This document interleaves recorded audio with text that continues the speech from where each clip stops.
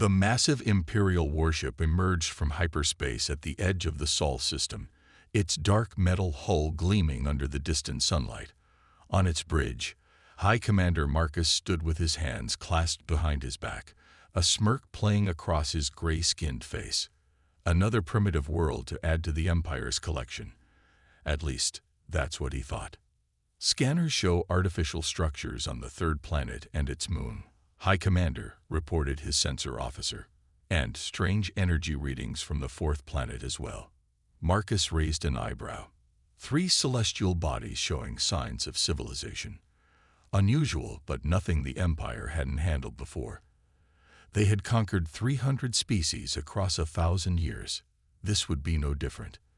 On Earth, Admiral Gray stood in the United Defense Council's command center, watching the massive alien vessel on the main screen. Unlike many others in the room, he remained calm. Humanity had prepared for this day, ever since they'd detected the Empire's communications decades ago. "They're broadcasting a message, sir," announced the communications officer. "General frequency, simple radio waves. They'd probably think we're primitive." Gray nodded. "Let's hear it." The voice that filled the command center spoke in perfect English, clearly translated by advanced technology. "People of Earth, I am High Commander Marcus of the Galactic Empire. Your world has been chosen to join our glorious civilization. Resist, and you will be crushed. Submit, and you will be granted the privilege of serving the Empire." Gray exchanged glances with Commander Stone, his strategic advisor. They had expected this. The Empire always made the same demands. "Send our response," Gray ordered. "The one we prepared." The communications officer pressed a button, and Earth's message played. "This is Admiral Gray of the United Earth Defense Force. We decline your offer. Leave our system immediately." Silence filled both command centers for a moment. On the Imperial ship, Marcus actually laughed. "They dare refuse. Show them our power. Target that small orbital station in Section 4. The Imperial gunner took aim at a seemingly defenseless research station. The ship's main cannon fired, a burst of plasma hurtling toward the target. What happened next made every Imperial officer's jaw drop. The plasma blast hit an invisible barrier around the station, dispersing harmlessly into space. The station remained untouched. "Impossible," Marcus shouted. "They have shield technology. Scan those barriers." In the Earth Command Center, Gray allowed himself a small smile. "Looks like they found out about our quantum field barriers, the ones we developed while terraforming Mars." The Empire's scans revealed more surprises. The supposed primitive humans had not only colonized their moon, but had transformed Mars into a second habitable world. Their ships, while smaller than Imperial vessels, carried energy signatures that made no sense to Imperial sensors. Marcus composed himself and opened the communication channel again. Impressive defenses. However, this changes nothing. You cannot hope to stand against the full might of the Empire. This was merely a demonstration. Our main fleet will arrive within days, and your shields will fall. Gray's response was calm but firm. "You failed to scan our Jupiter stations, Commander Marcus, or our Kuiper Belt outposts. This is your final warning. Leave. We don't want to destroy you, but we will if forced." Marcus cut the communication, fury evident on his face. They dare threaten the Empire. Launch fighters, target their lunar colonies. But as the Imperial fighters deployed, they encountered something unexpected.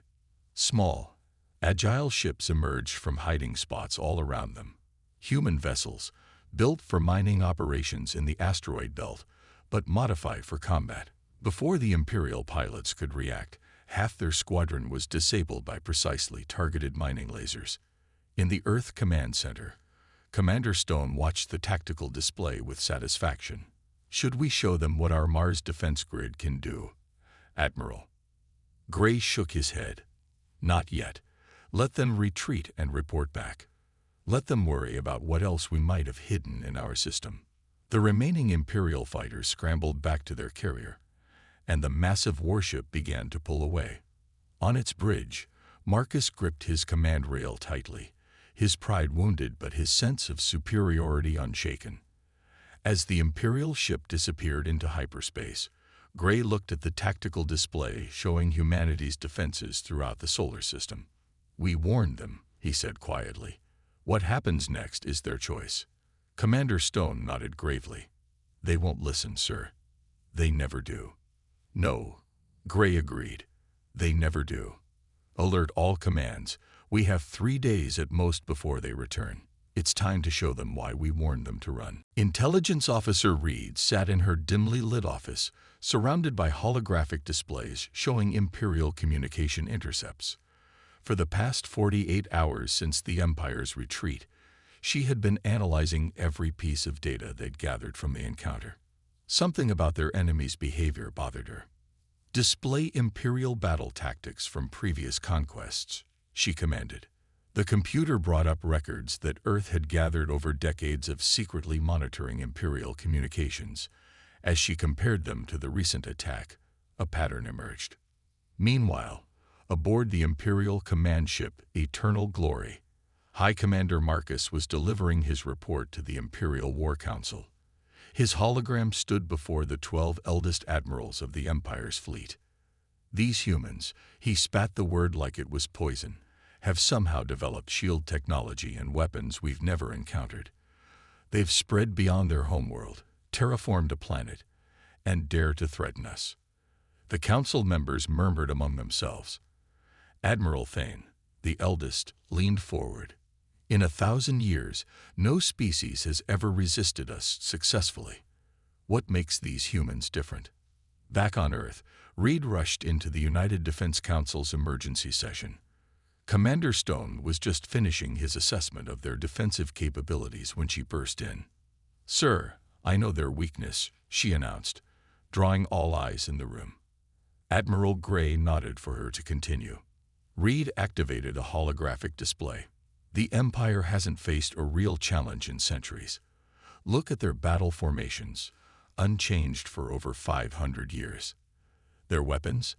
The same designs used to conquer their last 100 worlds." They'd grown complacent. The display showed Imperial ship movements from dozens of conquests. They always follow the same pattern: show of force, demand surrender, limited strike, then full invasion. They're predictable because they've never needed to adapt. Admiral Gray understood immediately, and we're anything but predictable. Commander Stone stood up, his eyes fixed on the tactical display showing the Empire's approaching fleet.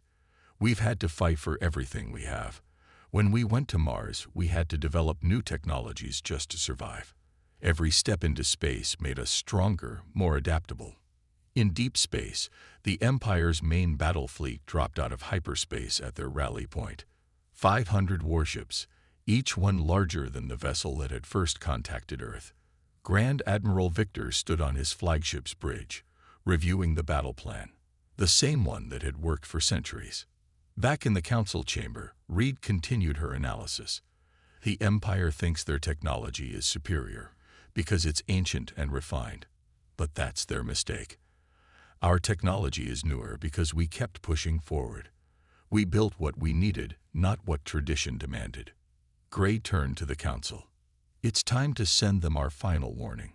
One last chance to avoid what's coming." The message was broadcast on all frequencies, directed at the gathering Imperial fleet. "To the Empire, you have witnessed a fraction of our capabilities. We ask again, leave our space. What follows if you don't will be beyond your experience. This is not a threat. It is not pride. It is mercy." In his flagship, Grand Admiral Victor laughed as he heard the transmission. "Mercy? From primitives who barely reached their own moon a century ago. All ships, prepare for light speed.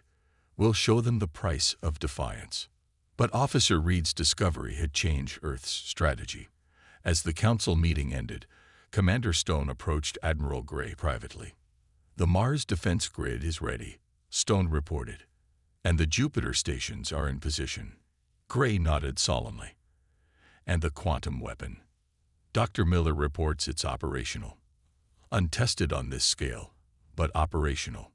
Let's hope they take the warning, Gray said, though his tone suggested he knew they wouldn't. Stone shook his head. They won't. Reed is right. They'd forgotten how to recognize real danger. They think we're like all the others. In space, Earth's defense fleet took up positions. Unlike the Empire's rigid formations, human ships scattered in seemingly random patterns throughout the solar system. Mining ships converted to warriors lurked in asteroid fields. Stealth platforms activated around every planet and major moon. As the first Imperial scouts appeared at the edge of the system, Admiral Gray gave his final order. All commands, execute Protocol Omega. Show them exactly why we warned them to run. The Empire was about to learn that humanity's warning hadn't come from fear. It had come from experience. They knew what was about to happen, and they had tried to prevent it. Captain Walker stood on the bridge of the mining vessel Deep Rock, now converted into a stealth combat ship. His crew of 12 had spent years breaking apart asteroids. Now they were about to break apart Imperial warships. All ships maintain radio silence, he whispered into his neural comm. Around him in the asteroid belt, 50 other mining ships lay in wait, their heat signatures masked by the surrounding rocks. The Imperial scouts were walking right into their trap. On the lead Imperial scout ship, the sensor officer frowned at his displays. "Sir, these asteroid fields are interfering with our scans. The human ships we detected earlier have disappeared." The Imperial captain sneered. "Primitive hiding tactics. Launch debris-clearing charges. We'll flush them out." That was exactly what Walker had been waiting for.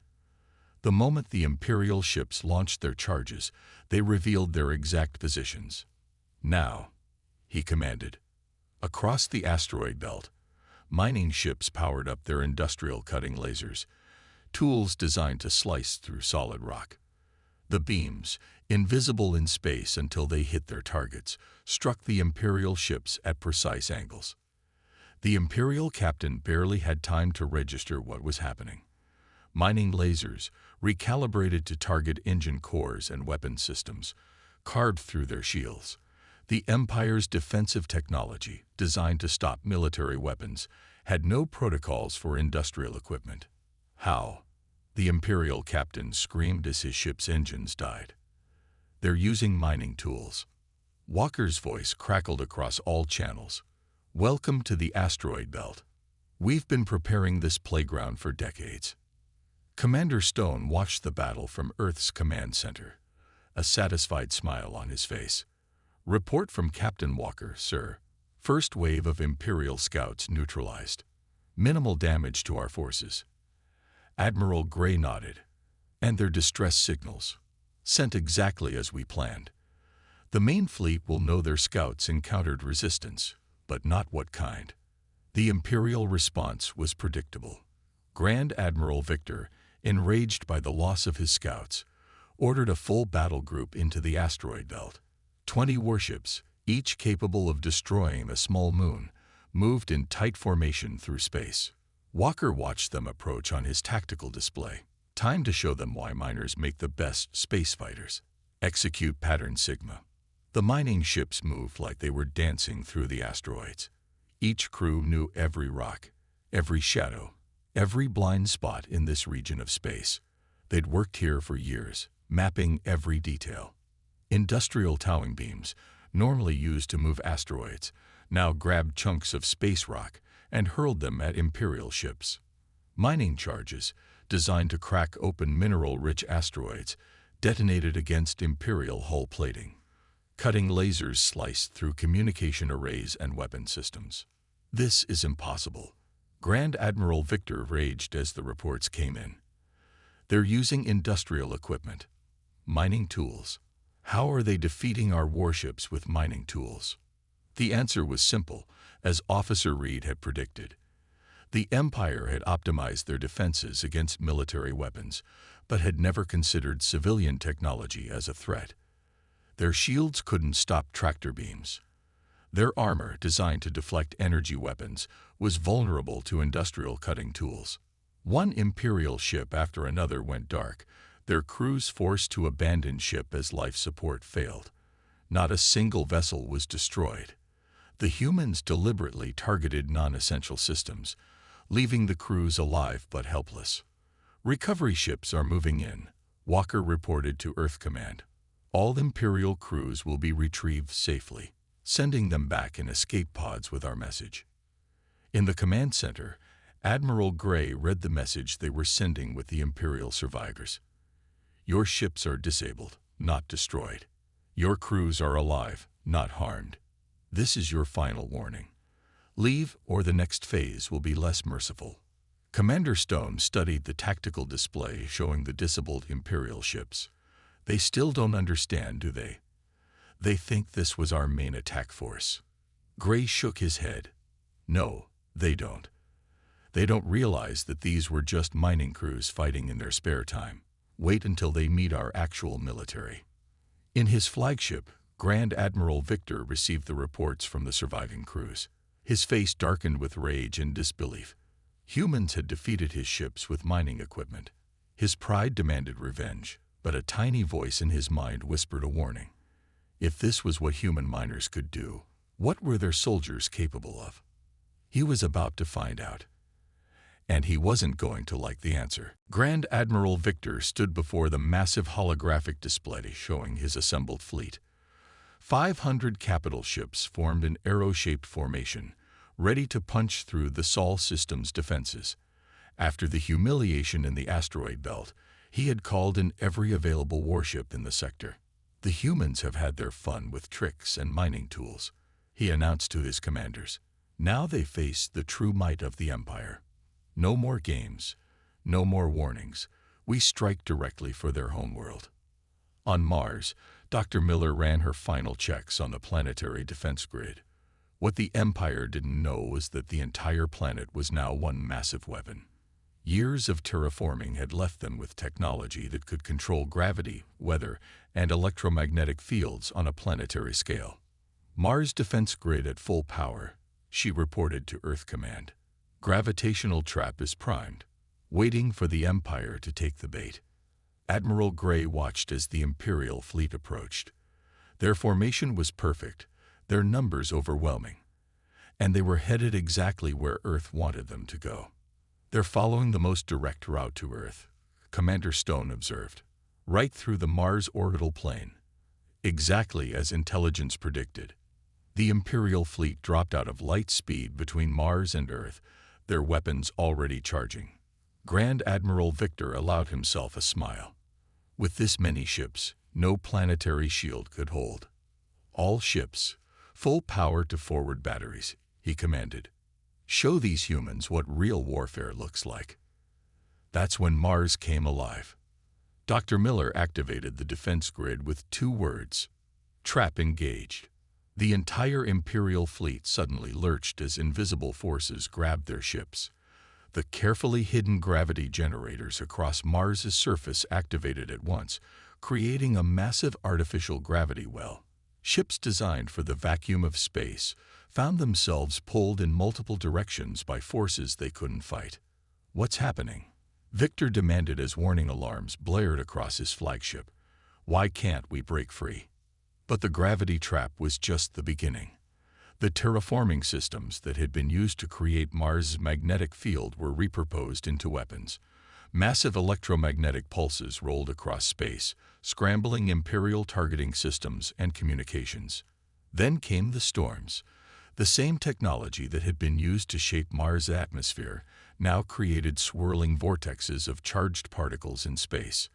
Imperial shields, designed to stop physical weapons, did nothing against these artificial space storms. This is impossible. Victor watched in horror as his perfect formation broke apart. Ships collided with each other, their crews unable to compensate for the changing gravitational forces. Others spun helplessly, their navigation systems overloaded by the electromagnetic attack. In Earth's command center, Commander Stone couldn't help but smile. They never considered that terraforming technology could be used as a weapon. They thought only in terms of conventional warfare. Status report, Admiral Gray demanded. 300 Imperial ships caught in the gravity well, an officer reported. Another 100 trapped in electromagnetic storms. The remainder are trying to retreat but can't calculate safe jump points due to gravitational interference. On his flagship, Victor watched his mighty fleet fall into chaos.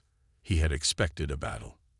Instead, he found himself trapped in a web of forces he didn't understand. The humans hadn't even fired a single conventional weapon. Full retreat, he ordered. All ships, emergency jump protocols. But Dr. Miller had planned for this too. Activating Phase 2 of the Mars grid, she reported. The electromagnetic storms intensified, making hyperspace calculations impossible. Trying to jump now would scatter the Imperial ships across the galaxy. Send the message, Admiral Gray ordered. All Imperial ships received the same transmission. Your fleet is trapped. You cannot fight the forces holding you. You cannot escape safely. For the last time, we offer you the chance to surrender. The next phase will not be as gentle. Victor stared at the message in disbelief. His mighty fleet, the pride of the Empire, had been defeated by the very forces humans had mastered to survive on Mars. They hadn't even needed to fire a shot. Your orders, Grand Admiral, his second-in-command asked nervously. Victor looked at his scattered, trapped fleet, and for the first time in his career, felt real fear. What else are these humans capable of? He was about to find out, and it would only get worse from here. Dr. Miller stood in her laboratory beneath the Martian surface, surrounded by holographic displays showing the trapped Imperial fleet. Behind her loomed the massive quantum core, humanity's greatest scientific achievement, and their most carefully guarded secret. The quantum targeting system is ready, she reported to Earth Command. All vessels equipped with entanglement nodes are synchronized. Admiral Gray's voice came through the comm system. Are you certain about this, Doctor? Once we reveal this technology, there's no going back. They need to understand why we warned them, she replied, her fingers dancing across the control panels. The quantum weapon isn't just a weapon. It's proof of how far beyond them we've gone. In space, the Imperial fleet still struggled against Mars' gravitational trap. Grand Admiral Victor had watched helplessly for hours as his ships drifted in the artificial gravity wells. Then, something changed. The gravitational forces began to weaken. They're letting us go, Victor's second-in-command asked hopefully. Victor's eyes narrowed. No, they're preparing something else. He had commanded fleets for 50 years, and his instincts screamed danger. In the Earth Command Center, Commander Stone gave the order. All ships, activate quantum nodes.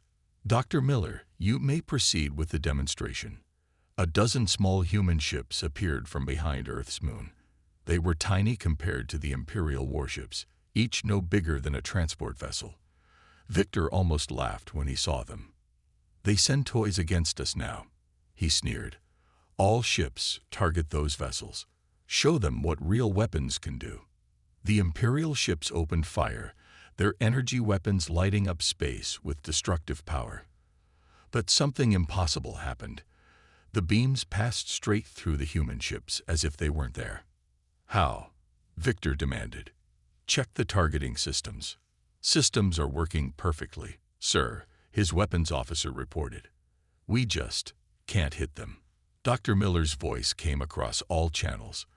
Your weapons can't hit what isn't fully in this dimension, Admiral Victor. Allow us to demonstrate why. The small human ships activated their quantum drives. To the Imperial crews, it looked like reality itself twisted around the vessels. One moment they were kilometers away. The next they were passing straight through the Imperial ship's shields, as if they didn't exist. Impossible. Victor watched in horror as the human ships phased through his fleet's supposedly impenetrable defenses. Nothing can bypass our shields. Quantum entanglement technology, Dr. Miller explained calmly over the channel. We discovered it while researching faster-than-light travel. Your shields can't stop our ships because they technically aren't fully in normal space when we activate the drive. Commander Stone watched the demonstration from Earth. Targeted systems only, he ordered. Show them we could destroy them, but choose not to. The human ships passed through the Imperial vessels like ghosts, their quantum-tipped weapons shutting down engines, weapons, and shield generators with surgical precision. Not a single Imperial crew member was harmed, but ship after ship went dark. In her Mars laboratory, Dr. Miller continued her explanation. Your Empire has used the same shield technology for centuries, believing it was perfect. But you stopped looking for new discoveries. We never stopped exploring, never stopped questioning what was possible. You had this technology all along. Victor's voice was barely a whisper, even when we first arrived. We tried to warn you, Admiral Gray responded. We didn't want to show you how far ahead of you we've gone. This is just one of our advances. There are others. The demonstration ended with over half the Imperial fleet disabled, their crews unharmed but their ships powerless. The human vessels regrouped, their quantum drives powering down, returning fully to normal space. Your Empire has ruled through fear of your superior technology. Commander Stone transmitted to the remaining Imperial ships. Now you understand why that was a mistake. You stopped advancing. We never will. Victor stared at his fleet's status display. The humans could have destroyed them all. Instead, they had chosen to disable them, to teach them a lesson. Signal Earth Command, he ordered quietly. I'm ready to discuss terms. But even as he gave the order, emergency transmissions were already pouring in from across Imperial space. The Empire's greatest nightmare was coming true. Their own subjugated worlds had been watching, learning, and preparing to rise. Intelligence Officer Reed stared at her screens in amazement as reports flooded in from across Imperial space. The quantum battle footage had spread faster than anyone expected. Every subjugated species in the Empire had seen humanity's victory, and the effect was explosive. Sir, she called to Commander Stone, we're receiving transmissions from 30 different systems. They're all asking for help. On a desert world called Durax, the native four-armed species had already overtaken their Imperial garrison. In the Proxima system, the aquatic beings had disabled their orbital monitoring stations. Everywhere, centuries of resentment burst into open rebellion. Admiral Gray watched the reports with mixed feelings. This wasn't our intention, he said quietly. We only wanted them to leave us alone. But it was inevitable, Stone replied. The Empire's subjects needed to see that resistance was possible. Our victory showed them how. On his flagship, still trapped in Earth's solar system, Grand Admiral Victor received the devastating news. 3 sectors in full revolt. He roared. How is this happening so quickly? His communications officer, hands shaking, delivered more bad news. Sir, the humans. They're sharing their tactics, teaching other species how to fight us. It was true. Earth had opened its communications channels to every rebellious world. Captain Walker's mining ship tactics spread rapidly through asteroid mining colonies. Dr. Miller's gravity manipulation techniques were adapted by species who had terraformed their own worlds. Send them the recordings, Commander Stone ordered. Show them everything. Across the galaxy, enslaved species watched in wonder as humans taught them to turn their everyday tools into weapons. Industrial equipment, terraforming technology, mining tools, everything the Empire had ignored became a potential weapon. You don't need quantum weapons to fight back. Walker's voice echoed across the stars. Use what you know. Use what you've learned while surviving under their rule. Every skill you develop to live is a weapon they never considered. In the Centauri sector, maintenance workers use repair tools to disable Imperial walkers. The crystalline beings of Epsilon turned their solar collection arrays into improvised energy weapons. Each species found its own way to fight, inspired by Earth's example. Reed's screens lit up with more reports. The Durax rebels have taken their orbital shipyards, she announced. The Proxima resistance controls their sector's fuel refineries. The Empire's supply lines are collapsing. Victor watched helplessly as his mighty empire crumbled. Centuries of iron control fell apart in days because of one simple truth. Humanity had shown that the Empire wasn't invincible. In Earth's command center, a new message arrived. The former slaves of Dirax had called for a meeting of all free species. They wanted Earth to lead them. Admiral Gray shook his head. We won't lead them, but we will help them stand on their own. Commander Stone nodded in agreement. Send them our training protocols, engineering specifications, tactical databases, everything they need to defend themselves. The Empire tried to respond with its traditional brutal efficiency, but found itself overwhelmed. Their rigid tactics, unchanged for centuries, were useless against dozens of species fighting in dozens of different ways. Status report, Victor demanded of his staff. Sir, we've lost contact with the outer rim sectors, his officer reported. The mid-rim is in chaos. Our forces are stretched too thin trying to contain multiple rebellions using completely different tactics. Reed smiled as she compiled the latest intelligence. The Empire's greatest strength, its standardization and uniformity, had become its fatal weakness. They couldn't adapt fast enough to fight wars on so many different fronts, against so many different strategies. They're calling it the Freedom Wave, she told Admiral Gray. Every world that breaks free helps 3 more revolt. It's spreading faster than the Empire can respond. Gray looked at the tactical display showing the growing rebellion. We never wanted this war, he said. We warned them. But now that it's started, we'll make sure every species has the chance we fought for, the right to be free. Across Imperial space, the message spread. Earth had shown the way. The Empire wasn't invincible. And now, every species would have their chance to prove it. The Imperial throne world of Nova Prime gleamed like a jewel in space, its surface covered in city lights and orbital rings. For 1,000 years, it had been the unquestioned center of power in the galaxy. Now, it was the Empire's last stronghold. Admiral Gray stood on the bridge of Earth's flagship Horizon, leading a fleet unlike any the galaxy had ever seen. Ships of every shape and size, crewed by beings from 30 different worlds, filled the space around Nova Prime. Former slaves had become warriors, and they had come to end the Empire's reign. The Imperial Palace is broadcasting, sir, Reed reported from her communication station. They're asking for terms.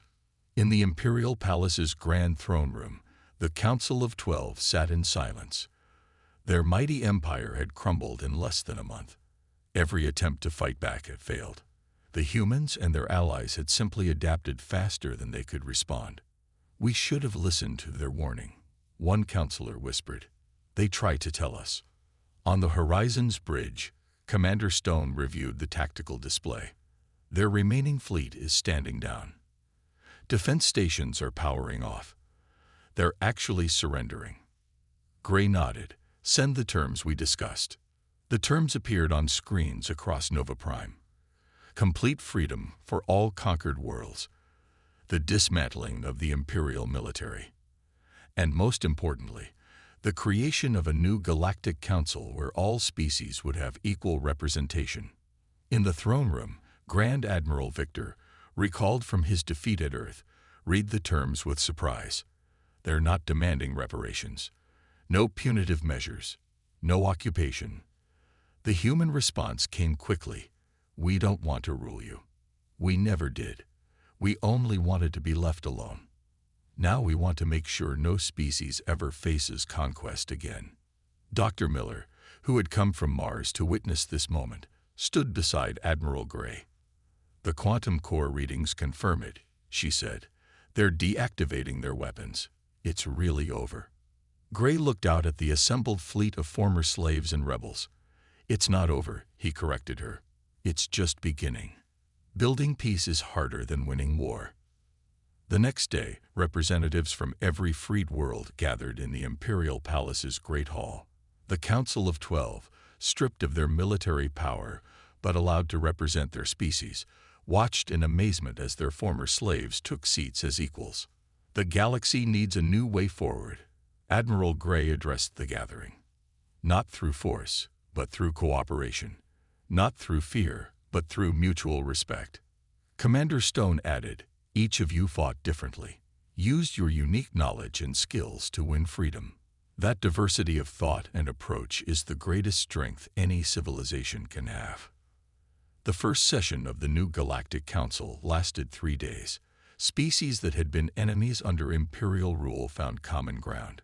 Worlds that had never communicated began sharing technology and resources. In Earth's command center, Reed watched the proceedings with satisfaction. "The Empire's greatest mistake," she observed, "wasn't attacking us. It was believing that uniformity meant strength. They thought crushing differences made them powerful." Stone agreed. "Instead, it made them vulnerable. They forgot how to adapt." As the council session ended, Admiral Gray prepared to return to Earth. A former Imperial counselor approached him. "You could have destroyed us completely. Your quantum weapons could have ended our civilization. Why didn't you?" Gray's answer was simple: "Because that's not who we are. Earth learned long ago that real strength isn't about destroying enemies. It's about turning them into friends."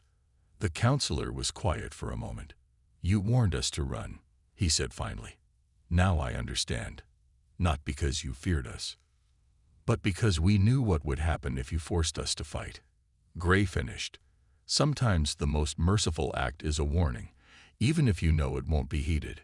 As Earth's ships prepared to depart Nova Prime, Admiral Gray looked one last time at the assembled fleet of former rebels, now peacekeepers. Humanity had changed the galaxy, not through conquest, but by showing others how to be free. "Send the final message," he ordered. Across all frequencies, in every language, the words spread. "Remember this day, not as the end of an empire, but as the beginning of something greater. A galaxy where every species is free to find its own path, where diversity is strength, where warnings are given out of wisdom, not fear, and where humanity will stand ready to defend that freedom always."